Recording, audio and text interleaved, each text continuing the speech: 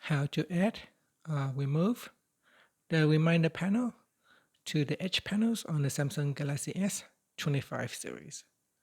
First, tap on the home button to return back to the home screen, and from the home screen, swipe down at the top to open up quick settings. In here, tap on the settings icon. Next, from the settings page, we then scroll down and then tap on display. After that, we scroll down and tap on edge panels. Tap on the left hand side panel. Make sure you turn on edge panels at the top.